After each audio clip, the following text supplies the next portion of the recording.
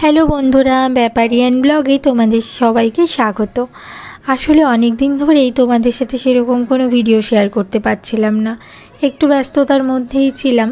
তা আজকে আমাদের দেখো বন্ধুরা, বিউলি ডালের বড়ি দেওয়া হচ্ছে, পুরোপুরি বিউলি ডালের, এর মধ্যে কোনো মটর ডাল কিংবা কোনো রকমের চালের ইউজ নেই।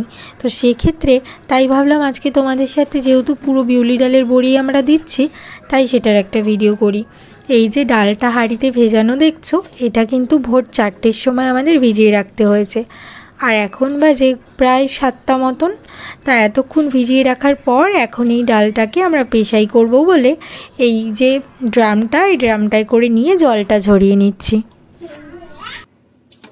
ডালের জলটা এই ড্রামটাতে করে বেশ ভালোভাবে ঝরিয়ে নিতে হবে, আর এবার এটাকে মেশিনে করে ভাঙানোর পালা।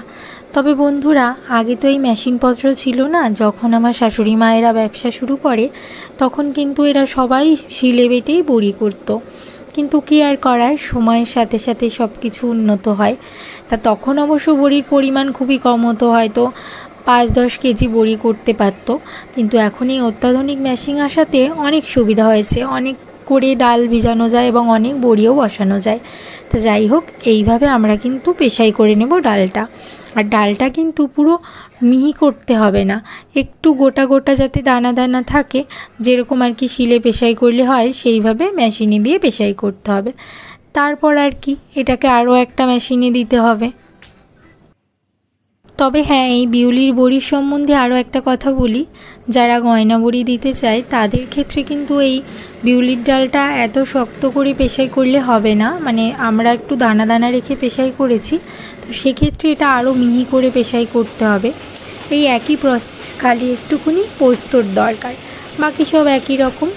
যাই হোক, আমাদের কিন্তু টিনের মধ্যে দেখো এই প্লেটগুলোর মধ্যে সুন্দর করে বড়িটা দেওয়া হয়ে গেছে।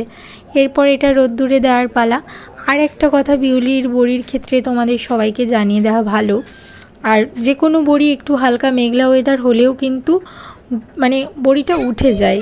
কিন্তু এই বিউলির বড়ি এমন একটা জিনিস যেটা পুরোপুরি প্রপার বিউলি দিয়েই তৈরি হয়, সেই স্পেশাল মাল যেহেতু, তো এটা না রোদ্দুর ভালো না হলে কিছুতেই হবে না, কড়া রোদ্দুরের দরকার। যে কারণে আজকে আকাশে বেশ ঝলমলে রোদ্দুরও ছিল, তাই আমাদের বড়িটা 12টা সাড়ে 12টার মধ্যে উঠেও গেছে।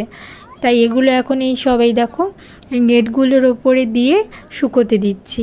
শুকিয়ে গেলে আবার বিকেলের দিকে এগুলো সব প্যাকেট করতে হবে। আর যদি মেঘলা হয় তাহলে গতকালকে প্যাকেটিংয়ে যাবে।